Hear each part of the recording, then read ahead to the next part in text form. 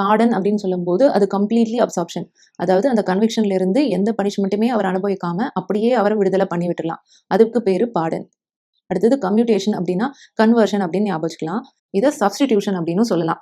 அதாவது இப்போ அவருக்கு டெத் கொடுத்தாங்க அப்படின்னு சொன்னாங்கன்னா அந்த டெத்தை வந்து லைஃபா கன்வெர்ட் பண்ணலாம். லைஃப் கொடுத்துருந்தாங்க அப்படின்னா அது சர்டன் பீரியட் ஆஃப் இம்ப்ரிசன்மெண்ட் அப்படின்னு கன்வெர்ட் பண்ணலாம். அந்த இம்ப்ரிசன்மெண்ட் ரிகரஸ் இம்ப்ரிசன்மெண்ட்டாக இருந்துச்சுன்னா அதை வந்து சிம்பிள் இம்ப்ரிசன்மெண்ட்டாக மாற்றலாம். சிம்பிள் இம்ப்ரிசன்மெண்ட்டாக இருந்துச்சுன்னா அதை ஃபைனாக மாற்றலாம். இந்த மாதிரி செய்யறதுக்கு பேர் தான் கம்யூட்டேஷன் ஆர் சப்ஸ்டிடியூஷன். அதாவது ஒரு ஃபார்ம் ஆஃப் பனிஷ்மெண்ட்டை இன்னொரு ஃபார்ம் ஆஃப் பனிஷ்மெண்ட்டை மாத்துறது. ரெமிஷனும் கம்யூட்டேஷன் மாதிரியே அந்த சென்டென்ஸை வந்து குறைக்கலாம், ஆனால் அந்த நேச்சரை மாற்றக்கூடாது. கம்யூட்டேஷன்ல அந்த நேச்சர் ஆஃப் சென்டென்ஸையே அவங்க மாத்தினாங்க. ஒரு ஃபார்ம் ஆஃப் சென்டென்ஸை இன்னொரு ஃபார்மா மாத்தினாங்க, அந்த நேச்சரே மாறிட்டு. ஆனா ரெமிஷன்ல அந்த நேச்சரை மாற்ற முடியாது.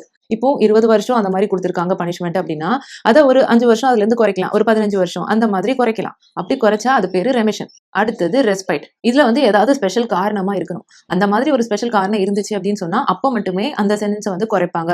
ஃபார் இன்ஸ்டன்ஸ் ஏதாவது பிசிக்கல் டிசபிலிட்டி இருந்துச்சு, பிரெக்னன்சி, இந்த மாதிரி கிரவுண்டுக்காக அவங்களுக்கு என்ன பனிஷ்மெண்ட் கொடுத்துருக்காங்களோ அதை வந்து லெஸரா மாத்துவாங்க.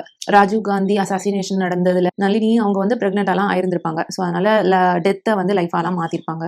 அடுத்தது ரெப்ரைவ். இது வந்து டெம்பரரி சஸ்பென்ஷன் மாதிரி.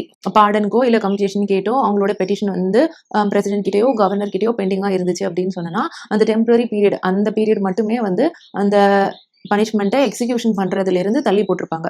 அந்த டெத் பெனல்ட்டி கொடுத்துருக்காங்க அப்படின்னா அதை எக்ஸிக்யூட் பண்ணிட்டாங்க அப்படின்னா அவங்க இறந்துருவாங்க இல்ல. ஸோ அது வரைக்கும் அவங்களுக்கு ஒரு டைம் கொடுக்குற அந்த பீரியட் தான் ரெப்ரைவ்.